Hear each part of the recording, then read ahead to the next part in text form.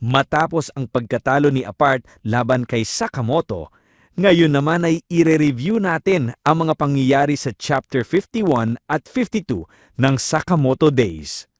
Sa wakas, masasaksihan na natin ang kasunod na eksena matapos ang paglusob ni na Apart at Gakko sa Tokyo GAA.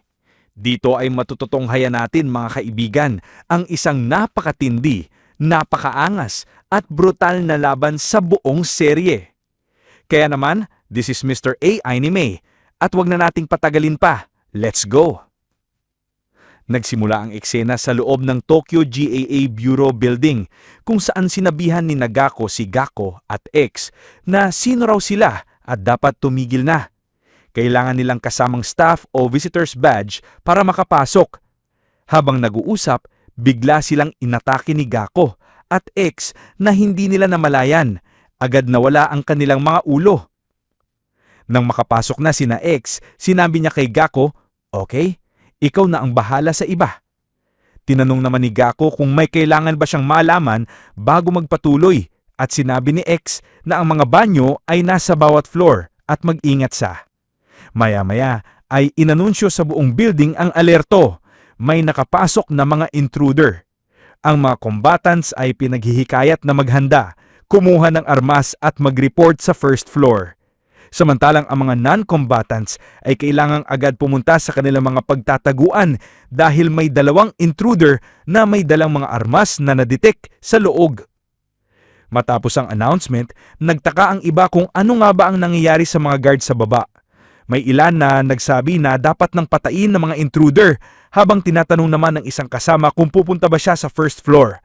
Sagot naman ng kasama niya, "Magpa-picture ka na lang." Biglang tumilapon sa kanilang opisina, isang tao na nawala ng braso.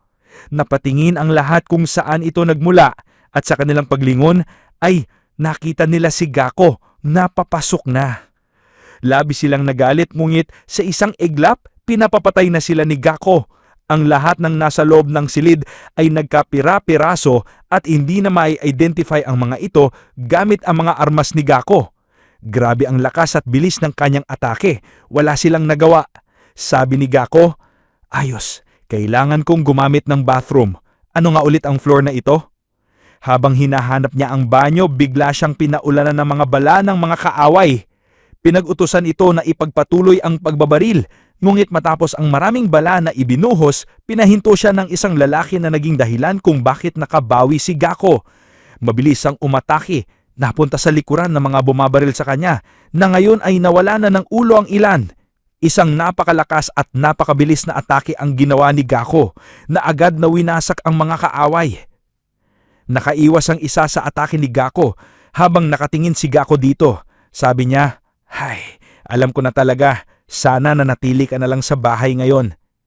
Hindi pa rito nagtapos, inatake si Gakko ng isang taong na tumagos ang suntok sa pader kaya napatalsik siya sa kabilang side. Sinabi niya sa lalaki kanina na si Takebe ang pangalan na nagsabing nagsiset lang ito ng masamang halimbawa sa mga batang assassins dito. Tinanong naman ni Takebe si Mr. Inode kung ilan na ang patay.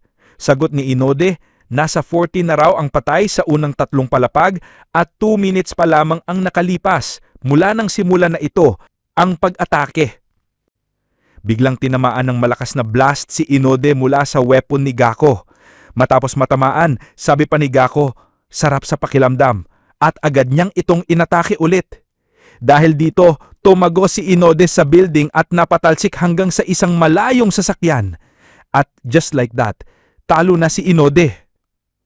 Matapos nito, sa isang floor ay makikitang ilang lalaki na nagtatanong, "Narinig niyo ba at ingay na yan?"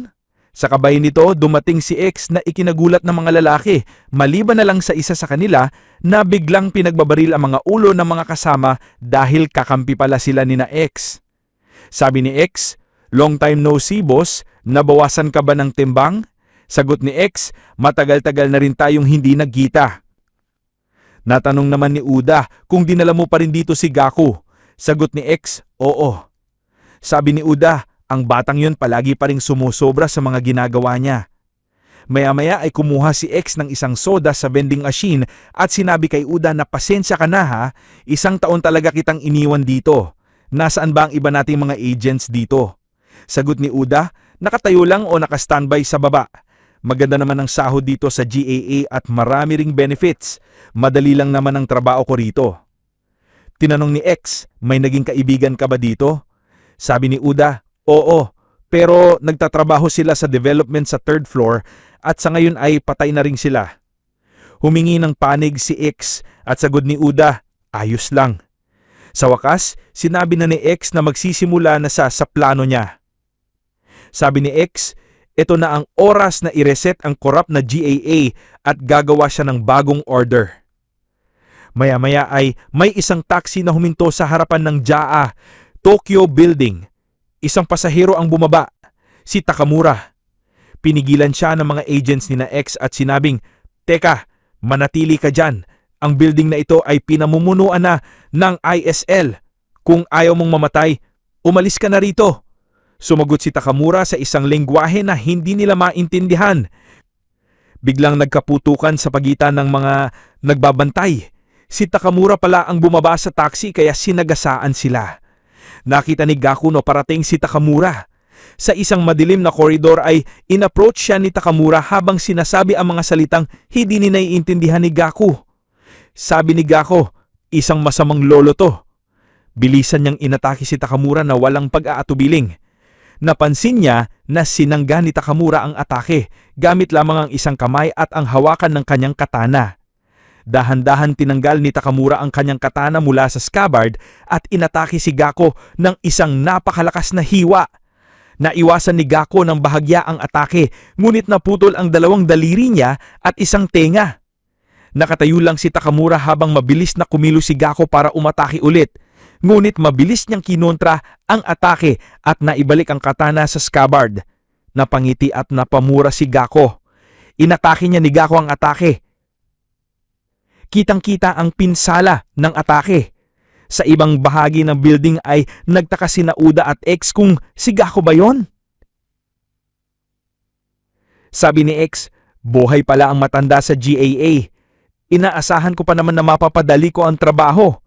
Habang nagsasalita si X ay sa itaas o sa labas ng building ay makikita sina Sakamoto, Apart at Shin na patungo sa kinaroroonan ni na X gamit ang cord ni Apart.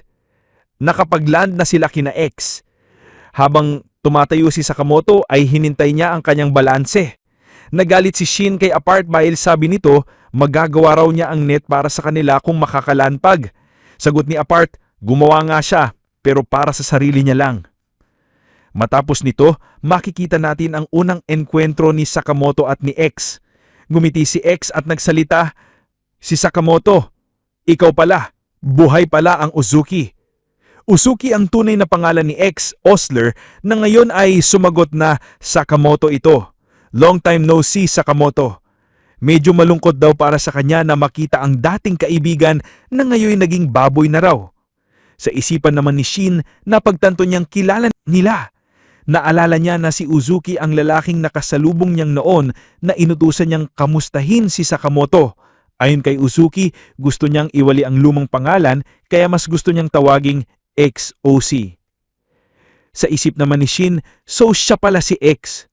Tinanong ni Sakamoto si Uzuki, bakit mo lagyan ng bounty ang ulo ko? Ano ba ang goal mo? Sagot ni Uzuki, ang dami mo namang tanong, kailan ka ba naging madaldal? Habang nagsasalita si Uzuki, hindi na malaya ni Sakamoto na palapit na ito at biglang sinaksak sa dibdib dahilan ng pagkagulat niya. Mabilis siyang lumayo at napasigaw si Shin nang makita ang pagsaksak. Ngulit hindi rin na malaya ni Shin na hinawakan na siya ni Uda na tinutukan ng baril.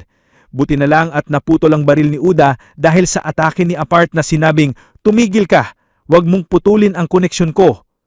Habang nagsasalita si Apart, biglang naputol ang braso niya mula sa napakabilis na atake ni Uzuki na ikinagulat niya. Sana naman si Shin pero diniin ang Uda ng ulo niya at atinaki nito.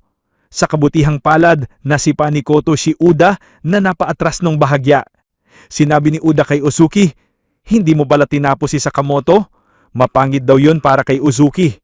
Nag-alala si Shin at sinabing, Mr. Sakamoto, may bleeding na kayo. Sagot ni Sakamoto, kayo nang umalis dito, ako na ang bahala. Tinabi niya si Shin pero nang gusto niya sanang manatili, pinakiusapan siya ni Sakamoto na, sige, umalis kayo, Ako na ang bahala dito. Sabi ni Uzuki, totoo nga ang sinasabi nila Sakamoto. Malalaman mo talaga kung ito na ang oras na mamamatay ka na. Grabe ang bilis ng kilos ni Uzuki. Ngayon lang natin nakita na nasaksak talaga si Sakamoto.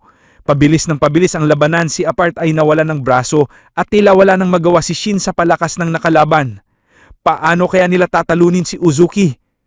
Sa susunod na chapter ay masasaksihan natin ang matinding laban sa pagitan ni Uzuki, X at Sakamoto. Sila lang ang maglalaban sa flow na yon.